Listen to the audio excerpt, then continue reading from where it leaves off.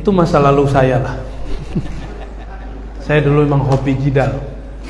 Sehari itu kalau nggak ketemu orang yang saya debat kayaknya stres.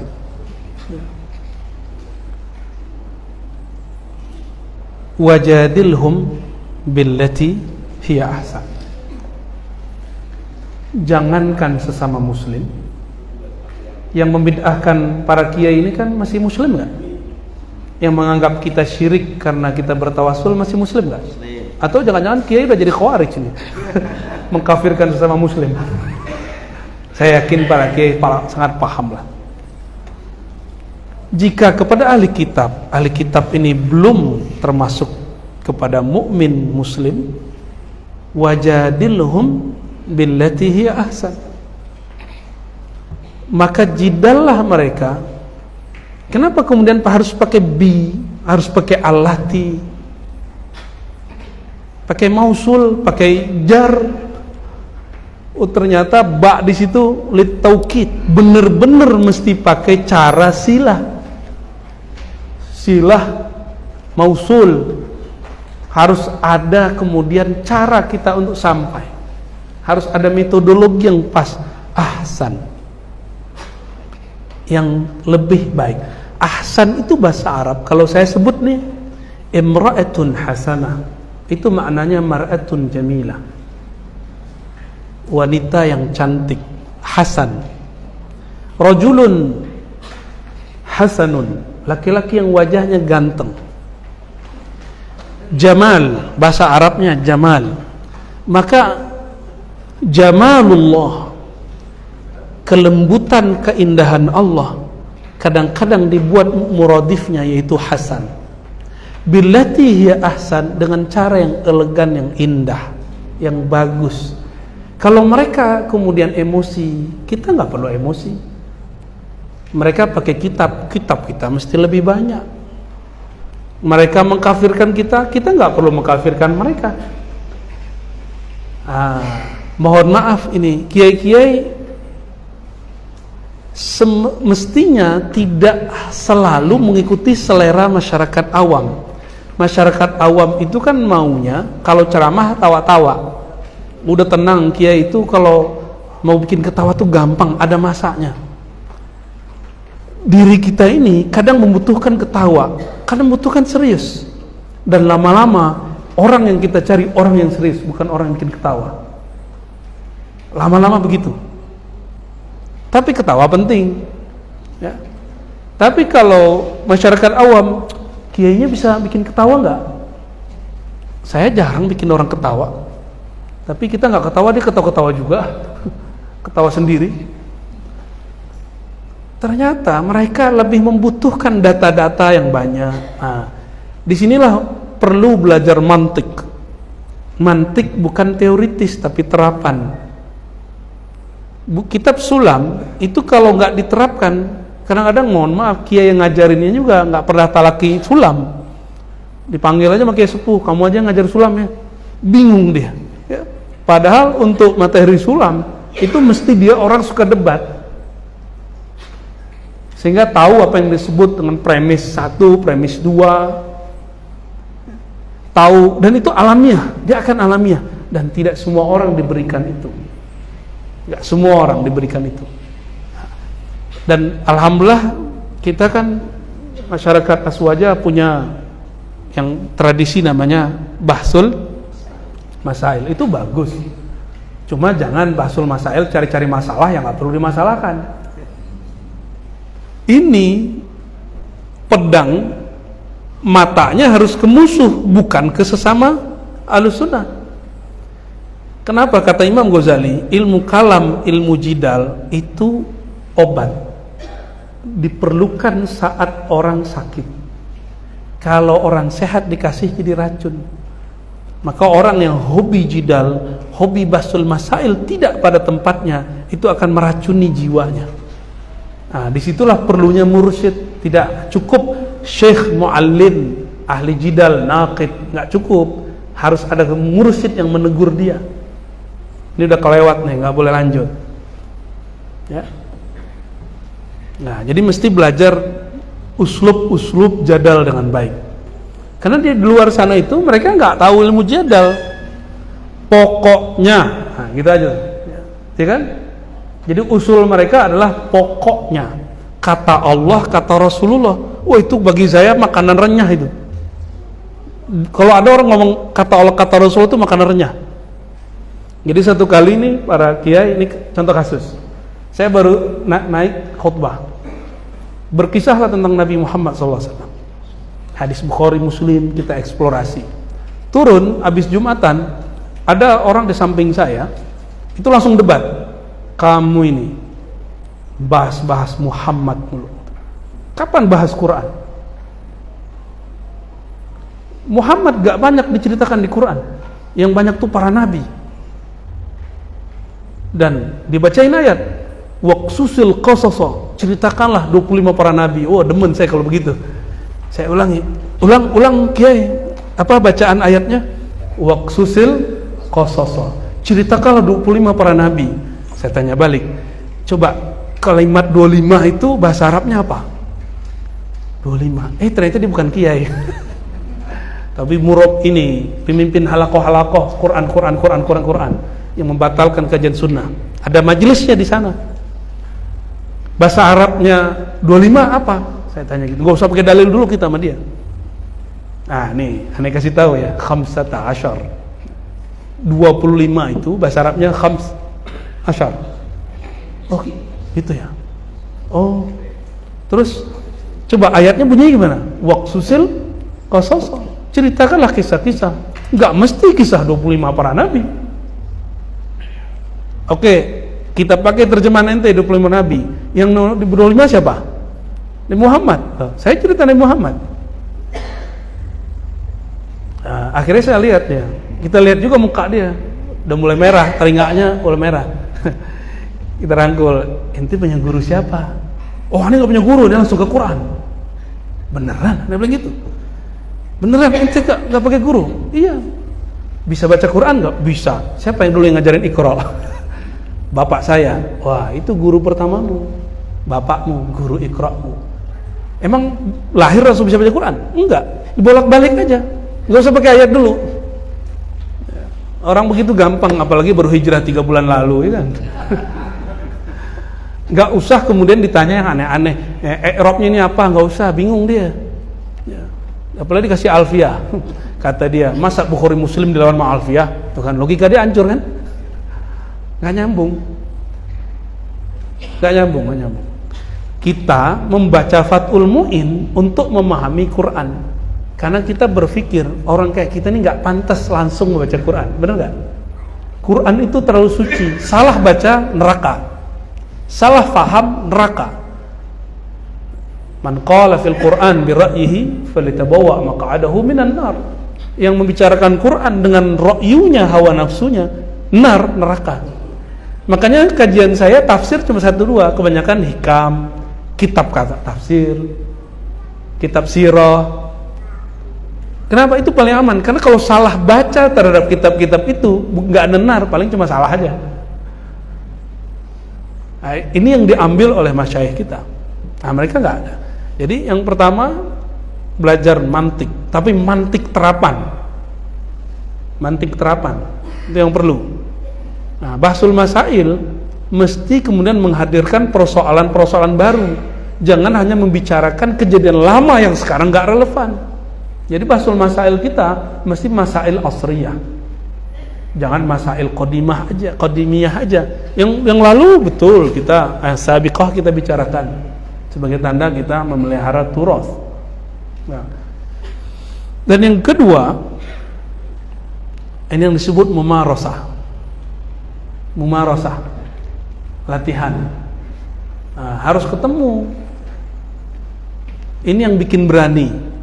Tapi mumarasah ini ada kelemahannya. Kalau sudah terlatih nanti narsis, merasa paling benar, bawaannya emosi terus. Kalau enggak emosi, kayak mau ngeremehin orang aja, kayak dia sepinter alam semesta. Nah, ini kelemahannya. Ghazali pernah mengalami itu, makanya dia cari mursyid. Nah, tapi orang begini jangan buru-buru cari mursyid. Ntar nggak ada yang debat lagi. Kayak saya udah nggak minat debat Kiai, kecuali orang datang. Kalau dulu kita datengin, bener saya datengin ke suraunya, ke pesantrennya kita datengin. Emang nyari lawan kita dulu. Sekarang udah nggak minat. Dulu ada yang debat itu bukan hanya kelompok tadi, ada orang liberal juga mendebat, saya juga ada. Kita kan ikut Imam Ghazali.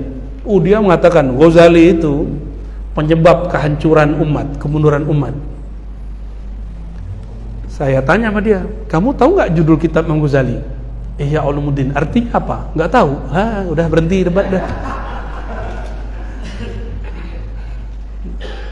Jadi nggak usah serius-serius sama orang itu, permaluin aja depan orang. Tapi itulah dosa para pendebat, bikin malu orang. Dan itu ada bikin candu Kiai. Jadi dia ada madatnya di situ, bukan al-madat, madat ketek, bikin candu itu. Ini yang membuat orang-orang ahli debat ini suka debat. Kalau ini udah kelewat batas, kadang mendebat yang nggak perlu didebat. Di sini perlu belajar Al-Munqiz Minad Dolal, karya Imam Ghazali, bahwa ada ilmu namanya ilmu tabi'i, objeknya panca indera, objek-objek alam semesta. Ada yang akli, makulat. Makulat ini bagian usul fikih, usulul aqidah. Kalau yang tadi tabi'iyat itu ilmu-ilmu hadis. Ilmu hadis itu yang terdengar oleh telinga, yang terlihat oleh mata, yang terasa. Maka mimpi bukan hadis. Mimpi, kalau ada ahli hadis menolak kemudian pengalaman mimpi, wajar, dia nggak mimpi. Tapi itu tanda dia nggak ngerti yang dia baca. Kal himar yahmilu asfara, tapi itu terjadi. Ya, ada seorang kiai ngomong gini, masa Ar-Razi mimpi ketemu Rasulullah? Saya aja nggak pernah, udah bertahun-tahun. Lah dia nggak pernah, dia jadiin itu standar. Dia jadiin itu standar kebenaran. Berarti subjektif. Ghazali nggak lolos dia. Imam Ghazali mengajarkan kebenaran itu bukan bersifat subjek, tapi objek. Objeknya. Maka Imam Ghazali di ujungnya mengatakan ada yang disebut tajribah, percobaan ilmu-ilmu akliyah, ilmu-ilmu panca indera tadi, tapi ini jadi ilmu terapan, dokteran, biologi. Yang keempat, man lam yadhuk lam ya'rif, man lam yadhuk lam yadri, man lam yujarrib lam yadri. Yang tidak pernah mengalami, yang tidak pernah merasakan, yang tidak pernah dzuk, dia tidak akan tahu hakikatnya. Ini bagian kolbu dan ruh. Kalau orang akliyat menentang ini wajar, karena dia nggak bidangnya. Tapi dia menentang itu sudah salah kode etik dia. Cukup dia katakan, saya tidak mengerti. Wala taqafu ma laysa laka bihi ilm. Ahli hadis tidak mengalami mimpi, nggak apa-apa. Ahli fikih kurang mimpi karena suka jidal, cukup katakan hadisnya ada tapi saya belum ngalamin. Kalau ada yang ngalami, alhamdulillah. Cukup dia katakan begitu. Ya. Mungkin nggak pakai ruh ketemu ruh. Jangankan ke kitab kita, di kitab Ibnu Taimiyah dan murid dia namanya Ibnu Qayyim yang bergelar Syekhul Islam, judul kitabnya Ar-Ruh. Dia menceritakan pertemuan orang hidup sama orang mati. Nggak usah jadi sufi, jadi salafi bisa. Tapi salafi Ibnu Qayyim. Maka kitab Ar-Ruh ini nggak mau dipakai sama mereka. Padahal kitab ini beneran karya Ibnu Qayyim. Karena di situ ada dalil bahwa amal orang hidup sampai ke orang mati, 29 dalil. Ada kisah lebih dari 15 kisah mengenai hubungan orang hidup dan mati. Bisa interaksi. Kenapa? Yang mati kan cuma badan, ruh kan nggak mati. Ya, jasad sih berpulang ke tanah. Maka kalau masuk ke kubur, jangan pasang telinga ini, jangan pasang mata ini. Pasanglah telinga yang ada di dalam diri itu, yang dia sudah ada sebelum tubuh ini, baru bisa ngobrol sama yang di dalam. Kalau nggak bisa ngobrol, paling halu. Kira-kira begitu ya. Jadi kalau kita tidak bidangnya, cukup katakan la adri. Qauluka la adri nisful ilm. Kamu mengaku tidak tahu, itu separuh ilmu. Dan yang ketiga, orang-orang baru hijrah ini, dia itu mau instan. Bukan hanya mie yang instan, tapi ngaji juga pengen instan. Maka para kiai ini kan sudah tahu awalnya ilmu, akhirnya ilmu yang dikuasai. Pasti tahu jalan pintas memahami satu bab, benar nggak?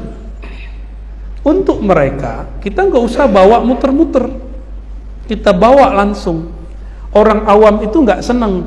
Menurut mazhab A, menurut mazhab B itu pusing dia. Langsung aja. Di dalam Al-Quran Allah berfirman, berdasarkan ayat ini bahwa ini begitu, udah selesai. Ma qalallahu wa rasuluhu. Itu yang mereka mau. Kalam Allah, kalam Rasulullah. Nanti dia kan mikir-mikir sendiri. Iya ya. Lama-lama kita ajarin. Al-Quran itu turun ke siapa? Ke Rasulullah. Rasulullah itu mengajarkan ke siapa? Ke Imam Bukhari. Kan enggak. Antara Bukhari dan Nabi masih ada 3 orang sampai 8 orang. Selevel Bukhari masih berguru. Dan gurunya hampir 2000. Masa kita enggak berguru? Lama-lama dia nanti akan mau berguru. Pelan-pelan aja, ikutin aja mainannya dulu. Kita pakai kaidah Imam Syafi'i. Kalau ketemu orang-orang yang jahilun murakkabun, kita ngalah-ngalah kiai. Nggak usah kemudian bilang, ini udah 30 tahun jadi kiai, nggak usah ngomong gitu, tak sombong. Ini udah hafal alfiah, lah urusannya apa, dia nggak ngerti alfiah apa? Kata alf aja dia nggak tahu artinya. Jadi sama mereka kita harus ngalah, habis itu ambil. Dan ketika Sayyidatuna Aisyah bertemu bersama Rasulullah, disalamin sama orang Yahudi, masih ingat? Assalamualaikum, masih ingat hadis Muslim? Jawaban Nabi, waalaikum. Tapi Aisyah nambahin, ngasih ta'liq, alaikal la'nah wassam. Tidak hanya kecelakaan bagimu, tapi juga laknat. Nabi langsung cubit itu Aisyah, cubit-cubit sayang. Apa-apaan kamu Aisyah? Kan aku sudah jawab waalaikum. Tidak wahai Rasulullah, dia sudah menghinamu. Begitu. Para pencinta kan begitu. Jadi dimaklumi kalau ada orang-orang para pencinta ini kadang membalasnya berlebih. Tapi harus ditegur seperti Nabi menegur. Apa kata Nabi? Tidaklah satu kekerasan dia kalah kecuali dengan kelembutan. Maka saya memutuskan setelah itu, karena saya merasa hati saya keras sekali untuk belajar ilmu qalbu, mengikuti manhaj Imam Ghazali. Dulu Ghazali yang kita ejek-ejek itu kemudian kita nikmati kalam-kalamnya. Alhamdulillah. Barangkali itu ya. Jadi kita mesti menyediakan metodologi yang instan. Ya, yang instan. Jadi jangan malu nanti Pak Kiai buka kajian kitab Sahih Bukhari gitu. Sanadnya mah nanti banyak syekh yang mau. Ya. Ntar kalau perlu kita buat daurah Sahih Bukhari. Kan cukup baca berapa hadis aja setukum kan beres. Ya. Tinggal antum baca Fathul Barinya. Sebenarnya gampang. Mereka maunya hadis riwayat Bukhari nomor sekian. Ini yang mereka mau. Mereka nggak mau dengar berkata Syekh Zakaria Al-Ansari. Nggak laku bagi dia. Berkata Imam Syafi'i, nggak laku. Padahal Imam Syafi'i itu guru dari gurunya Imam Bukhari. Imam Bukhari datang ke Mekah ketemu seorang syekh, itu murid daripada Syafi'i. Tapi mereka nggak mau tahu. Mereka butuh kajian kitab. Maka buatlah kajian kitab. Saya sudah coba trial di mana-mana. Ternyata peminat kajian kitab ini banyak, walaupun nggak bisa baca kitab mereka. Seneng. Apa sebab? Tidak ada tikrar, pengulangan yang nggak penting itu nggak muncul. Ada 1-2 yang nggak nyaman. Wah ini berat. Itu cuma pertama dan kedua, keempat udah biasa, malah keenakan. Malah kalau nggak ketemu dia haus. Jadi para kiai, mohon maaf, jangan terlalu meremehkan orang awam. Orang awam itu punya ruh di dalam dirinya, dia bisa memahami apa yang kita pahami. Bedanya secara empirik dia nggak bisa baca teks, tapi batinnya bisa menangkap yang kita tangkap. Insya Allah, wallahu a'lam bishawab.